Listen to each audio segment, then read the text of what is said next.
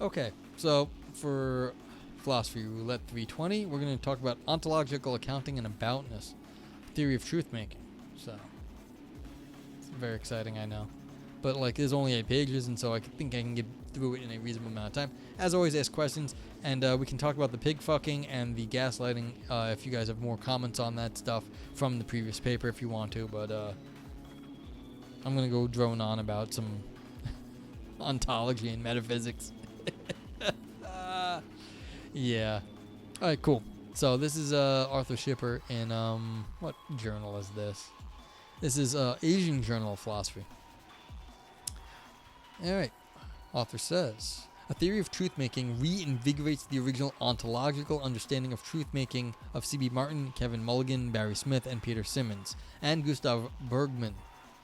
It reserves a methodological central role for truth-making, which Assay understands in 2 ways, as a relation and thus a worldly ingredient, and a conception with significant demands on all theorizing. For Assay, truth-maker theorists must follow first and foremost the call for honest ontological accounting, that one's beliefs, what one takes to be true, must properly line up with one's ontology, what one takes to exist. Okay, so this is not saying it has to align with the world, but you have to take with the sort of thing that is the world is made up of, its ontology, the sort of denizens of the world. What you believe has to be true first has to at least align with the ontology and then align with the world. So that's the first and foremost. You can't be trying to attribute weird things to the world, even if you're confused about the world and don't know what's in it. You have to kind of figure out what is the sort of thing in the world. Okay. Assay's picture of ontological truth-making is ecumenical, though also proselytizing. Everyone can and should be truth-maker theorists, for everyone should be moved by the call for ontological honesty.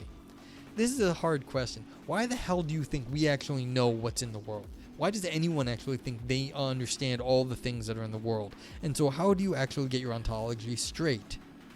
It's one thing to know kind of what the logical ontology is, what you think like is going on in logic or in any other area, like maybe you're a consequentialist and you think you know what's going on in ethics, but like the idea that we all know what's going on in the whole world is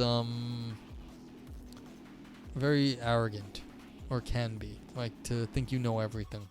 It's one of the reasons I'm highly permissive of like strange theories. I only know a limited amount about what the world is made of, actually. And even though like we think we're consistent over time, it really, in terms of philosophy, is not actually that obvious what the sort of things in the world really are. There's a limit to how weird they get, but like we be like within that, it's still very different. Okay. So what is it being honest about what's in the world? I don't know.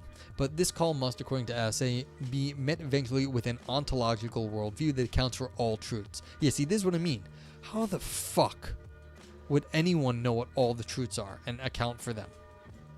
Like, that is an excessive requirement in some sense. You can account for most of the truths that you think you know, and maybe you'll get somewhere close to that, but accounting for all the truths in a metaphysical sense is difficult. Okay, Assay uses the tools and language of truth-making, and for people who don't know what truth-making is, truth-making theory is like, okay, I'm holding up a pencil. What makes the sentence that I'm holding up a pencil true? Well, it's the fact that I'm actually holding up the pencil. That's the truth maker. The little scenario that I'm holding up a pencil is what makes the statement that Nogur Zero is holding up a pencil true. That's the truth maker, is that the fact that I'm doing this right now is what makes that a statement, the proposition that I'm holding up a pencil true. Hey, what's going on? Linda Perry. I don't know what's going on. I know some things. What's going on might not be it. Oh. I don't know exactly what you're going with there with that one, but you'll tell me, I'm sure. Okay. So, Assay uses the tools and language of truth-making to draw a roadmap of ontological positions, at each turn weighing up how well they do in providing the entities needed to account for the relevant truths. What emerges by the book's end is his preferred worldview, an eclectic world populated by past, present, and future entities defending eternalism. So that means things in the past and future exist all at once. That's eternalism. Ordinary entities such as tables, chairs, Sichuan tigers, Fergal the red panda, human beings, and more philosophically controversial entities, properties, numbers, and fictional characters. The order amidst the plurality is wrought through Assay's world consisting purely of truth makers. To be is to be a truth maker. Okay, so that means to be is to be the sort of thing that can make the proposition that Noger is holding a pencil up in the air right now true. So that's whatever the things are in the world that is. You said you don't know what's going on in the world. Those are lyrics from Four Non-Blondes singing "What's Up." Yeah. I know a few things. I'm not like Socrates that says I know nothing. I know something, but like what all the things in the world, what's up? I don't know. Something. Okay. You know, it's an interesting strategy to say you know nothing. It actually has a lot of pragmatic uses. If you figure out when to say it right, you can really screw with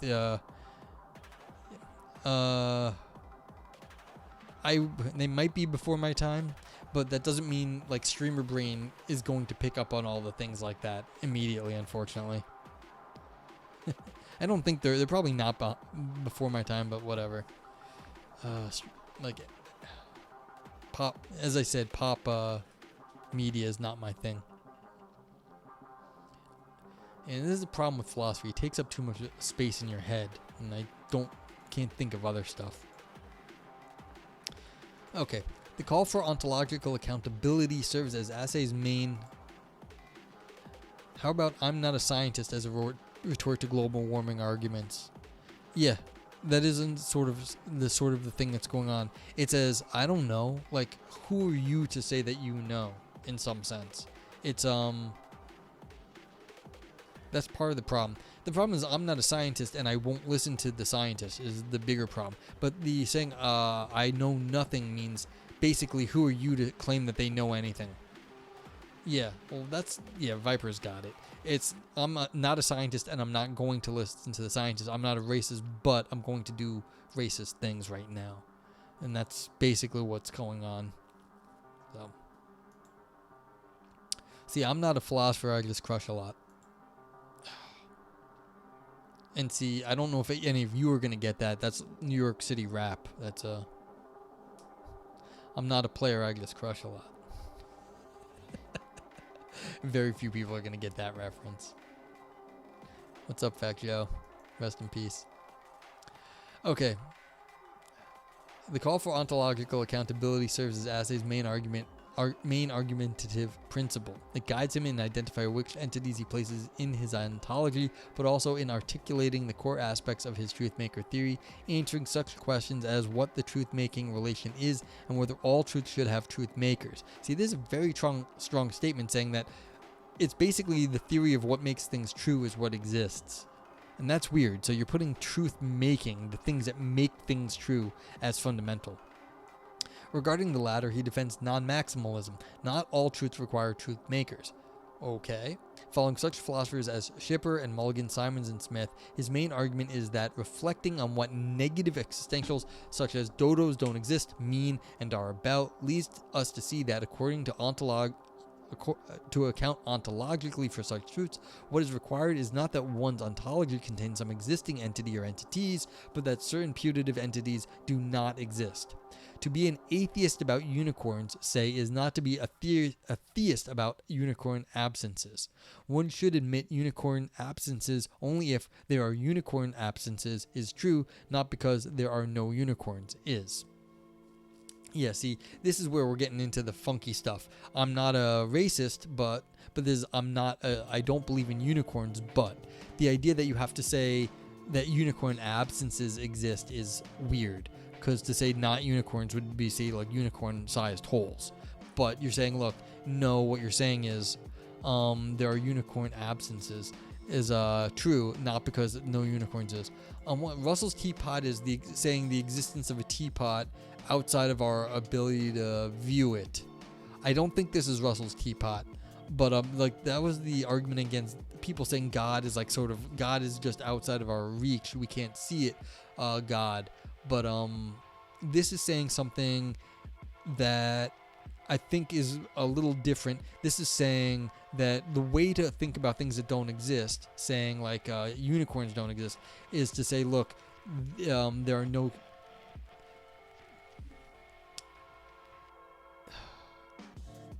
Let's see. What is this exact thing?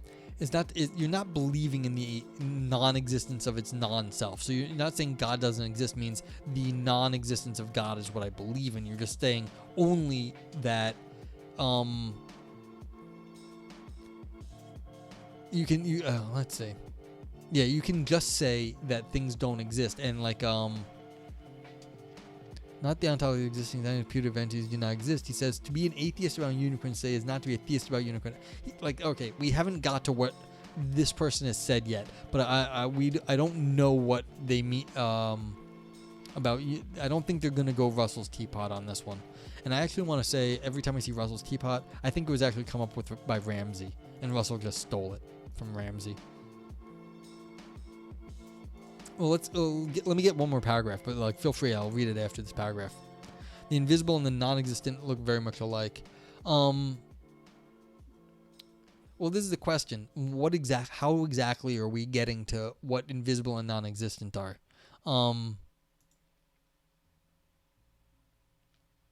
We don't know yet what this person's saying, but this is the question. Okay, so one of his main arguments for ontology first truth-making in opposition to its main rival, explanation first truth-making, is that there is a distinction between ontologically accounting for truth and explaining truth. Okay, so he's not saying that yet. Yeah, I want to get the answer to this.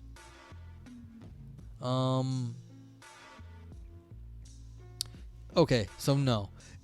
This is basically saying, yeah, I think it's closer to this one. The invisible and the non-existent look very much alike.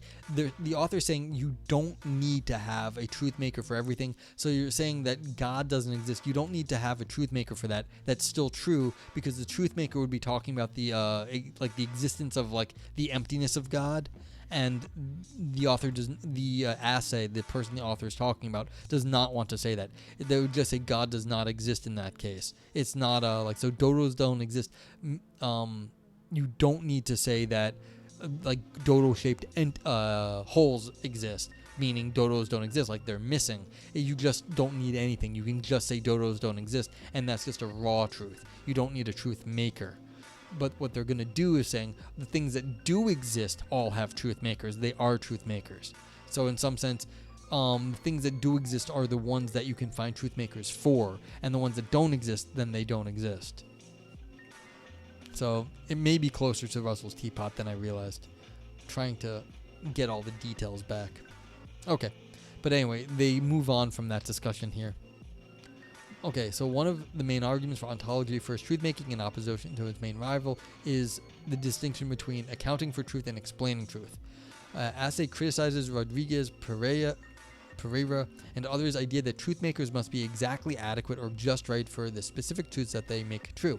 The main criticism, it seems to me, is just that this is not compatible with ontology first truth-making.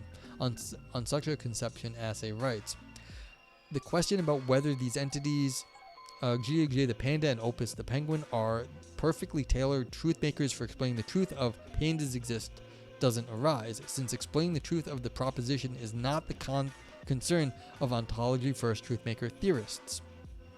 Their concern is with maintaining an adequate ontology that is appropriate for the stock of truths they accept. You like this sentence, dodos don't? Like I said, philosophers do sometimes come up with good sentences.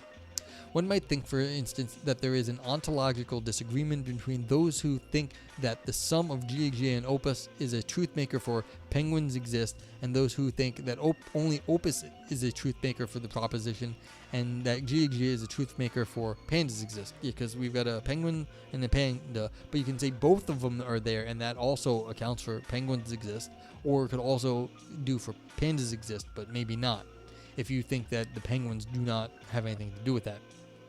Okay, But in fact, according to Assay, there isn't a genuine ontological disagreement here, since they have the same entities in their ontologies. They only disagree about whether a certain explanatory relation obtains between the penguin, the panda, and the various propositions. For ontology first truthmaker theorists, all that matters is that our ontology is properly populated, not which entity really explains the truth of the truth bearer.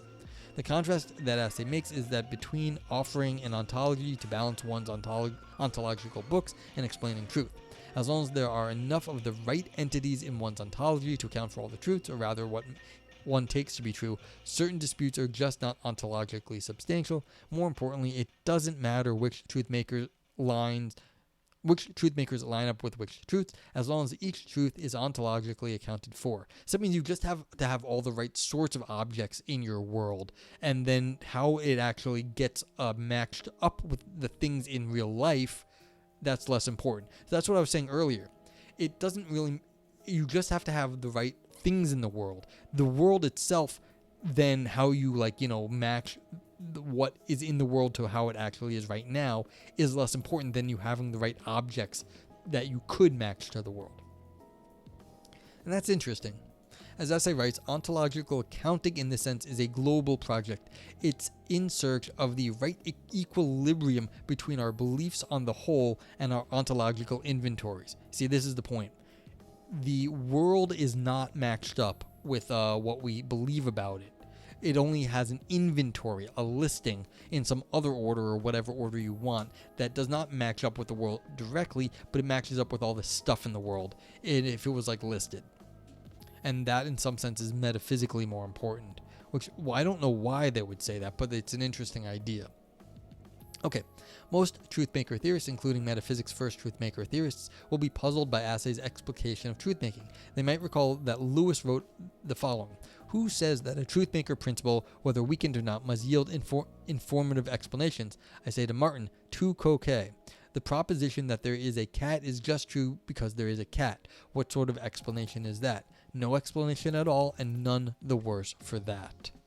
So yeah, it's like you're doing exactly what you're saying you shouldn't be doing. It's a tu quoque. It's like you're doing it. So there never was anything here. Lewis's claim seems to support Assay's position. Explanations are not necessary for truth-making, contra explanation first truth-making. Just saying there's a cat, that may not explain it, but you don't actually need it. However, Lewis generally supports the idea that, roughly speaking, truths must have things as their subject matter, and any proposition has a subject matter on which its truth value supervenes. Thus, combining the quotes about the explanation and subject matter, Lewis thinks that the exact adequate truthmakers or supervenient bases of truth need not be informative explanantia of truth. Indeed, a truth's subject matter seems obviously the right place to look to find the truth's worldly demands. This is the problem. It's like you can say only the objects are there, but if you get all the right objects, it's going to look like it perfectly lines up that there is a cat.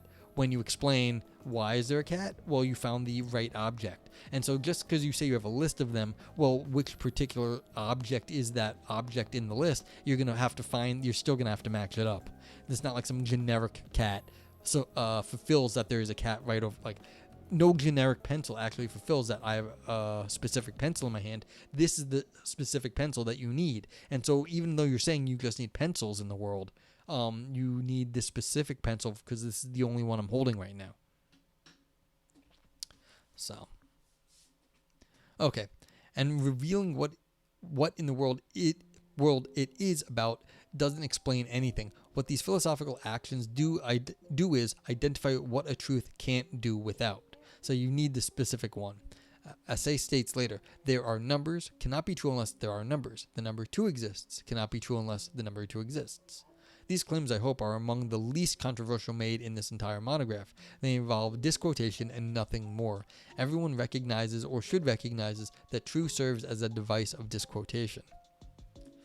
I mean, okay.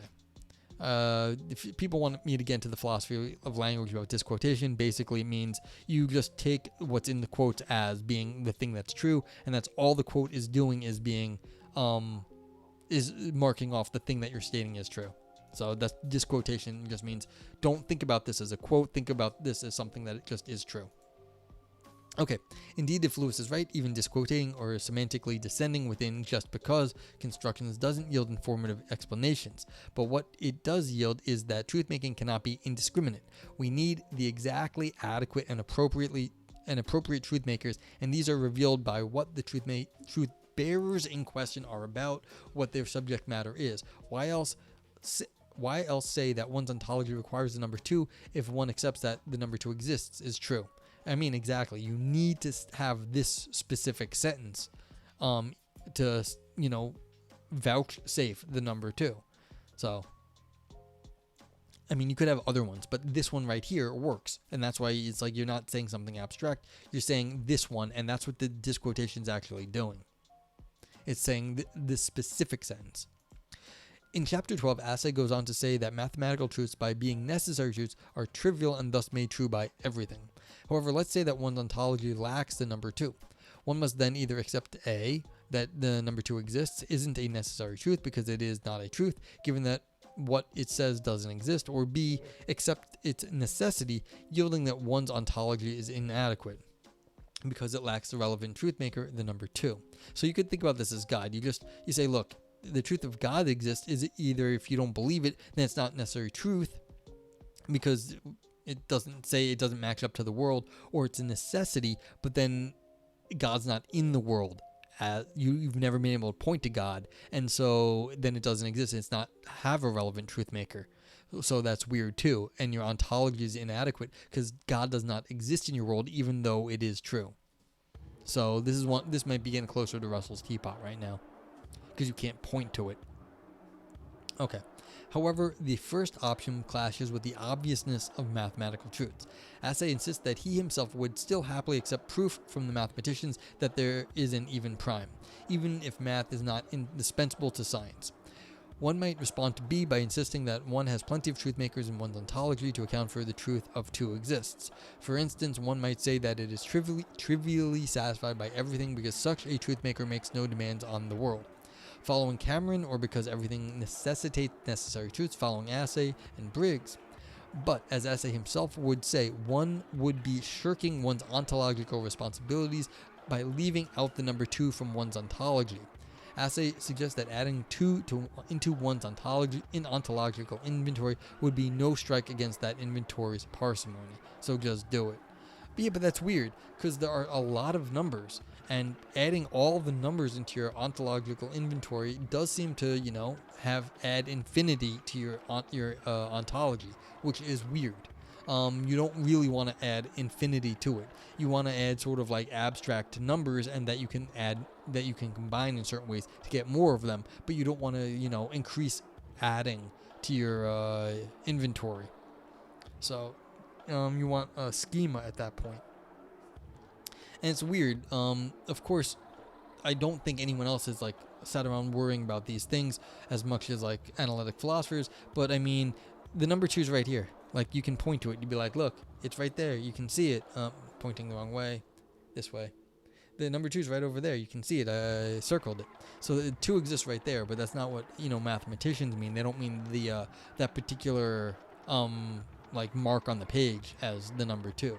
So exactly what does it mean for 2 to exist, this abstract entity? And then if you start adding in abstract entities, it's a little bit weird because then you get infinite numbers of them. So, okay. So similarly, if one is going to reject maximalism, as Assay does, on the basis that negative existential truths are not about entities existing, but things not existing, then it looks as if one accepts that exactness is indeed appropriate for truth-making and for ontological accounting.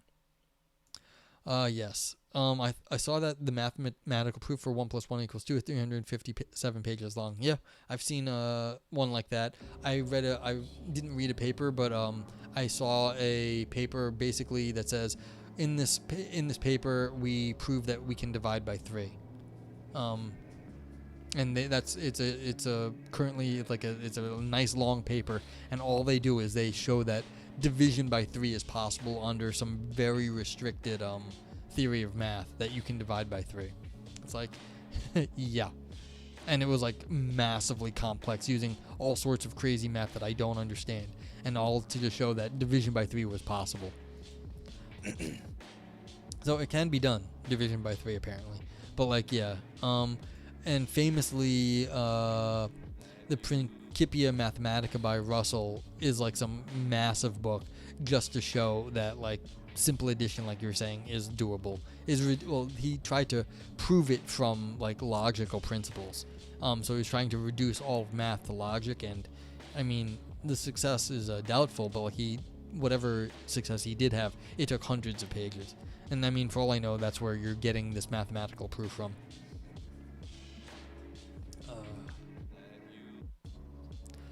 Okay. If one doesn't have specifically the number 2 in one's ontology, despite the truth of 2 exists, or included some inappropriately existing entity in one's own ontology to make true a negative existential truth, that like say like like unicorns don't exist, then one would have one's ontological books in order. In fact, engaging with the deflationist assay seems to agree. Is math invented or discovered? I go closer to invented, but yeah, what's weird about that is I actually don't care at this point about that question. I find it not helpful in sort of the what you want out of that is you want to know like what exists in the world. And so if you're claiming discovered, then you want to say, well, we discovered math and it's real in the world. And if it's invented and somehow it's subjective and it's just maybe part of our own understanding, I actually don't think that our understanding of math is good enough that we can give a good answer and get any real make hay out of that the answer to that question. So yeah, like I don't worry about that question at the moment. Like I said, I lean towards the invented side, but I don't put any weight on my answer there. So yeah. Most mathematicians, I feel, think it's discovered. It's their science, like it's their study. That's how they feel about it. I think people dealing with computer science also lean toward discovered. They're on the mathematical side of the world, mathematical side of thought on things. But yeah, but like I said, I don't know how much stock you can put into that sort of thing. Like this is just maybe tells you more about the person than about the world. Okay, so now we're getting back to the penguins and unicorns claims. The basis for my claim. Okay, Viper says, because it is so much math exists and we later find that it's right for something in the world we hadn't connected to it before. Yeah, and that's one of the arguments that people use to say that math is unreasonably effective. And so we have no reason to think that something we would come up with has anything should be so useful in the world, except that if it was actually reflected in the world. And I've read papers on stream about that, and I get annoyed with what they say. I don't find those arguments actually all that compelling, because there's a lot of math out there that has no use, and so the fact that there's some use for it doesn't actually impress me. Yeah, it's like, why is there a use for wood? Oh my god, we can make pencils out of it. Wood must be in the world because we made pencils. I'm like, no, that has nothing to do with that we made pencils and found a use for the wood that it existed. It's like, I don't love those arguments. There's something I find very suspicious about them. So, but we can discuss about that later. The existence of math is a difficult topic, and like I said, I don't know how far you can get really investigating that. Okay, back to the penguins. The basis for my claim that penguins make "there are penguins" true is that it's metaphysically necessary for the sentence given what it means to be true if penguins exist. It's metaphysically necessary that if a penguin exists, then there are penguins, because there are penguins means that there are penguins. I take it that such knowledge is grounded in my understanding of what penguins are and what the sentence means. The penguins look like targeted truth makers to me. So this is again saying the fact that you actually have to go here, like to this sentence and not to any like listing of objects to make the theory here true. The penguins look like targeted truth makers to me. We include specifically penguins in our ontology because of what the truth means and what it is about. They seem then to be crucial for ontological accounting, for any account which lacks them would be incomplete. From what he says here and elsewhere, it seems that Assay would agree that what a truth specifically requires of the world must be the case, and to find this out, one should look at its meaning and aboutness.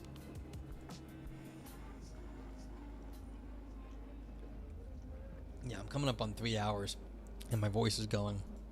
But yeah, so there's a problem here. You can't say what the world is about and then say, look, it's about a list of things in it, but then say it's a very specific list, because if you have to list all the things specifically that it's about, then you're ordering the list, and the list is going to be structured, and it's not merely a list of what's in the world anymore, because all those things have to have like properties to them, and then it's not a list, because then you're having structured properties on the objects, and you're having more like this more specific thing. There are specific penguins that make this true, and therefore it's not just that there are penguins, there are specific penguins, and you have more than just an accounting of the objects. You have an accounting of the objects in a certain way, and that's not the same thing.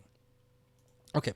Similarly, when arguing that negative existential truths are truth maker gaps, he says that such truths lack truth makers because that is the ontologically responsible attitude to take towards them when we inspect them and see what they say about the world. He clearly appeals to the relevant truths about aboutness, the truths aboutness to identify specifically what one's ontology should contain or what it should not contain. He criticizes maximalists for appealing to highly theoretical and abstract principles about truth and truth-making in general, and for not looking at the particular cases of truth, such as negative truths, and seeing what demands they make on ontological accounting. So he's saying basically when you say something like dodos don't exist, you're looking at the full list and saying, look, there are no dodos on this whole list. And that's what it is. Like if you say God doesn't exist, you're just looking at the list of what you think's in the world, saying, hey, look, it's not on that list. And that's all it is. But again, you have to go through each of them and be able to identify that you've gone through the whole list. And so again, there's more structure to that because you're looping over a list, and that requires like memory and structure there. And so that's what the author is saying, is that you can't just say, oh, we have a list and it doesn't, it's not there. It's that there's a procedure to this, and there's a problem with that. Okay, there is thus a puzzling tension in Assay's book. He criticizes the explanatory paradigm's localized focus on answering what is the particular piece of being that matches up with this particular truth, calling issues about precise matching moot from the perspective of ontology-first truth-making, and insisting instead on ontology-first truth-making's global approach that looks for overall harmony between our alethic and ontological commitments, alethic as referring to truth. While he often employs arguments which appeal to localization when he criticizes various views for shirking their ontological duties. Plausibly, ontological projects require overall harmony, but how can there be overall harmony if the specific truth makers that specific truths are about are missing from one's inventory, even if one identifies something else irrelevant as a truth maker? I suggest this. Explicitly embrace Smith's two sides to truth making, corresponding to the two directions of fit between judgment and reality, and Schipper's emphasis on truth-making and aboutness complementariness, pointing out that something is needed in one's ontology because that's what the truth is about, is not to fall into an explanatory paradigm to want to explain truth, but to discover what would bring harmony to one's ontology. Oh, that's crap. That's ad hoc. That's saying, all right, you didn't get enough, so let's just add more properties until you get enough things. I mean, that's an ad hoc solution. I don't know if that's a good idea. I like the idea of the person at least trying to do something new, not just to add in, because you're adding another direction. You're saying, okay, well, you lacked this. Let's add the second property in, which is basically going to, make this theory not as interesting. If the person pulled it off, that would have been interesting to say, okay, only having a list is necessary. But now that they need structure, you're basically just getting an old theory, which the person, Assay, clearly did not want. Okay, despite all this, Assay explicitly argues that necessitation is both necessary and sufficient for truth-making. However, if P's, like quote P is being about P matters for whether P makes the sentence P true, as Assay clearly argues, then why explicitly reject an aboutness picture of the truth-making relation? He argues that truths about fictional characters and numbers are trivial truths necessitated and thus made true by the actions of the authors and interpreters, and that by everything and anything respectively. Yeah, so look, if you make up a Sherlock Holmes, these are like a fictional character. What is it about? Well, it's the character in Sir Arthur Conan Doyle's head, and what we think about like the characters. But like that's all its truth making is doing, is pointing to the idea of it. That's what a fictional character is. Yeah, there's a point where you get so masturbated, sort of phases out. So I'm gonna go do some housework. You're pretty sure I exist. I have a list. All right. Well, thank you for being here, Vipers. I appreciate it. And I understand that these get like super navel gazing. But like I find this stuff interesting. I mean, I don't really have to explain myself, but like, because why did this theory fail? Well, the theory failed for certain reasons, and I just said them. And then this author tried to save them, and it's not gonna work. But like, yeah. So phase out if you want. But like, these are the attempts people make to actually come up with ideas, and you know, some do better than others. But thank you for being here, and appreciate your banter. And you can consider what happened to the housework after it's finished. Did it disappear into the ether? Okay. He argues that truths about fictional characters and numbers are trivial truths. Oh, yeah. However, he insists against Cameron that the fictional characters, for example Hamlet, exist, this being guaranteed by the existence of the processes of creation and interpretation, and are equally good truth makers, there being no good reason to deny them that status. He similarly insists on the existence and truth-making status of numbers. To make them palatable and metaphysical, he says that each number and Hamlet are an ontological addition that comes at no extra ontological cost, no strike against the inventory's parsimony. Puzzled, one might point out that they are then suspiciously epiphenomenal, non-causal entities, which Assay posits merely because failing to do so would conflict with the disquotational nature of truth. One might ask, why else are they needed except to play the role of truth-making? So he's saying it's not even that you can say that they exist in the mind. It's just they're just like sort of like these placeholders that make the fictional things true. And like if they're fictional, then it's just they've got a placeholder. They don't exist in the world except in the story as a placeholder. Then the author asks, what else do they need except to play the role, which we have discovered by just quoting and reflecting on what the truths are about? So what are they doing other than that? Like, shouldn't they have some sort of like existence as a character, not as just being on the page, as like just saying like you can point, like right here it says Hamlet. Oh, sorry, this way. So, but like, isn't a Hamlet more than just being a word on a page there? Then they are what the relevant truths are about, comes with important further reasons for believing in them, for existence, that they are grounded in experience, that they are coordinated and focus our epistemic attitudes. Yeah, the fictional characters do stuff to us. These are all good reasons for believing in the existence of something when we were doing descriptive metaphysics, as Assay explicitly claims he is. But a reason for believing in something's existence is not really an explanation of the truth that the thing exists. It is fuel for demanding that ontological accounting requires such entities. Okay, yeah. It's doing something, and so it has to be there. It's not explaining why it's true. Okay, thus Assay should, and implicitly in his methodology seems to, accept a role for aboutness and meaning in ontological accounting. Yeah, so this is what the author wants. It says you can't get away from more of these properties. However, Assay rejects any role that truth's aboutness or meaning plays in the right account of the truth-making relation. Yeah, because again, that's doing the specificity thing and building in more structure, and again, then you're just describing the world, and that's doing more explaining than you want, because how are you going to describe the specificity of certain things without getting more like so close to saying exactly what's going on right now when I hold up a pencil? So, in defending the sufficiency of necessitation from the problem of trivial truth makers, for example, that Biden's toes necessitate and thus make the number true exist true, yeah, because tautology falls from anything, which it would be Biden's toes, which is a very strange example. He argues that necessary truths are ontologically indifferent. They have no dependence on ontology. Okay, yeah, so things that are just like always true. Like it's raining or it's not raining. They don't actually have any truth makers because they're just always true, whether it rains or not. We always saw that the number 2 exists even if trivially made true by everything, also requires targeted ontological accounting. Yeah, because you still have to find something in the world to say that's right. His best case to get rid of aboutness and meaning from truth making are necessary truths such as if snow is white, then snow is white, about which he suggests that it is perfectly plausible that they lack relevant truth makers, that is, offering a trivial truth maker for them, or none at all, is theoretically sufficient, considering the aim of ontology first truth maker theory. So he's just saying, what? You can make a stand-in for any truth? All right. Yeah, you can just grab anything. They don't have relevant truth makers, but you can offer a trivial one. Okay.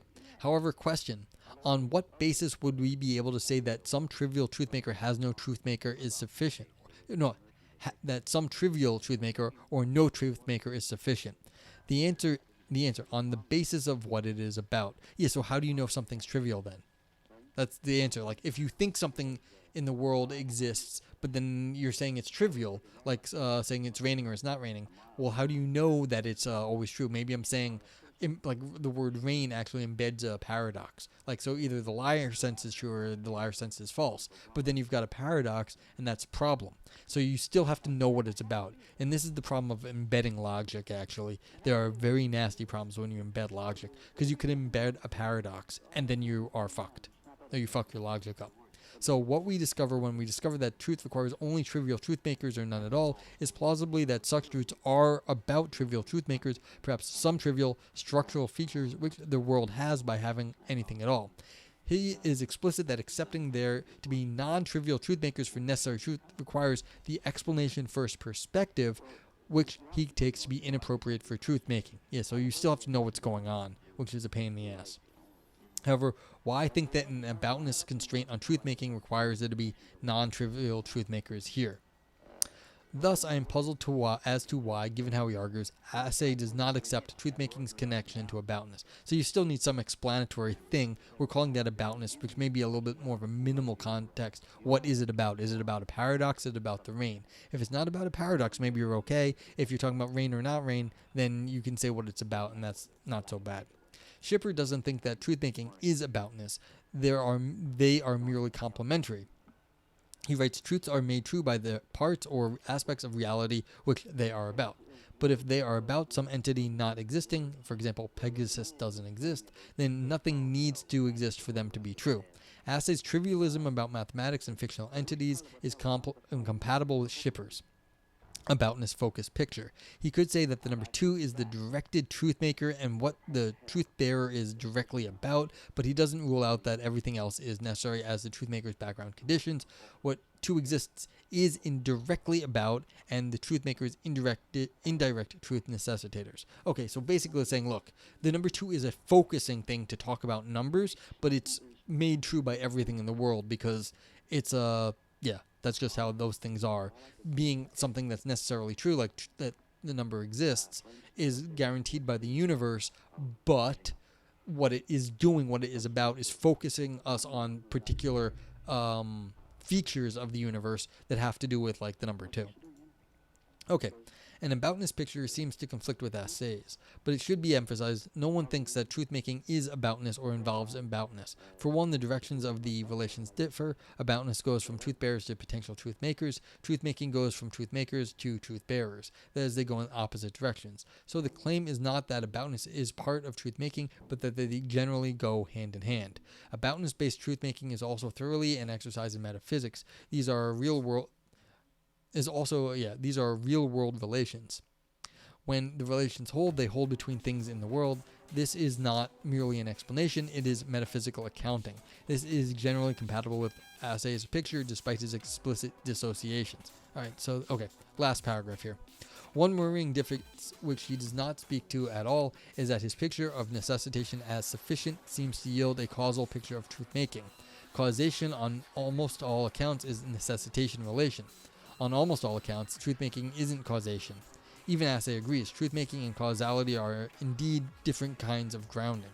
But if necessitation is necessary and sufficient for truth-making, then Assay must say that all causes are truth makers.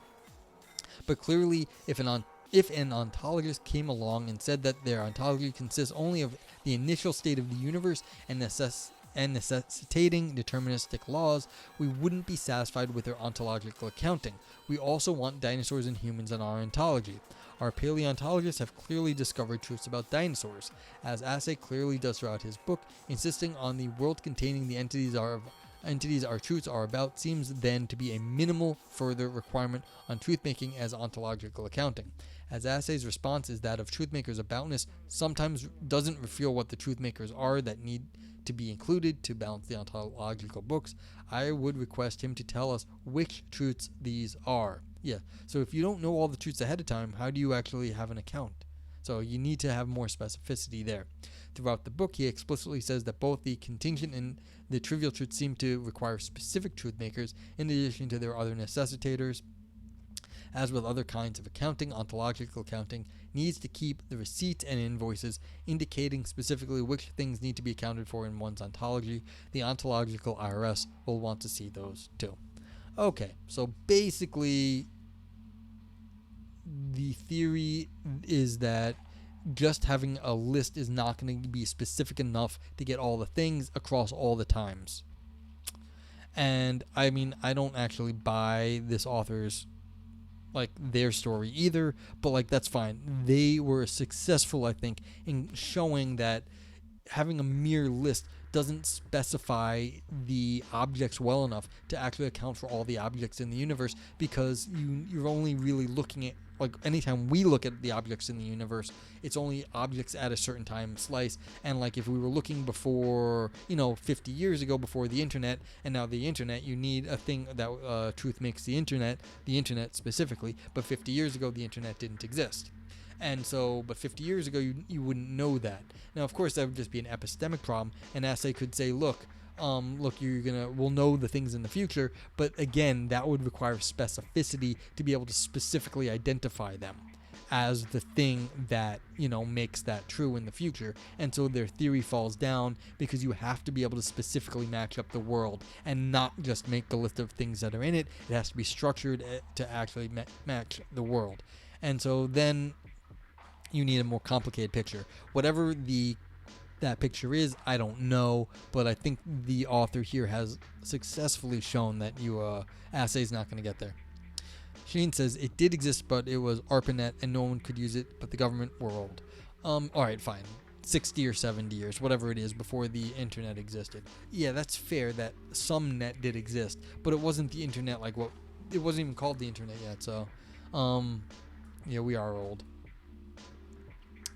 Yeah, I mean, there's ARPANET, and, but, that's kind of the point, though. It's that these, certain things had specific dates, and you can, be that was the date. That was the specific date, and you can be specific about it. And that's the whole problem here, is that it looks like this person, Assay, wrote a whole book trying to avoid being very specific. And, they failed, because they tried to do this philosophy of language thing to say, well, you just take the quotes off, the disquotational theory, and then whatever that sentence means, that is kind of how you get what you need in the world. But then again, how do you actually pin down what that exact sentence means? That's not specified, and once you try to do that, then you get again more specific. And so that's the thing. It did exist 50 years ago, but maybe not 51 or whatever the actual years. But to actually pin down what these things are, you get very specific about it. And that's how we match up things in the world. And so that means that the ontology first theory here is not a metaphysically viable theory. And so they fuck their by looking at things in sort of list form, they've lost too much of the structure of the world, and therefore they're generally going to fail in terms of what they are trying to do for truth and the world. So, yeah, I know this was a navel-gazy philosophy, and we lost Vipers in the meantime. Rest in peace, Vipers, I guess, or rest in your chores. Yeah, I mean, this is just it was an interesting thought. Can you get away with making lists And you might think you can get kind of far, but this author is showing that there's limits to how much you can actually talk about when you're describing things in list form. You need more structure, you need more specificity. And yeah. Okay. So, any other snarky comments from the peanut gallery or non-snarky comments from the peanut gallery? Called chat.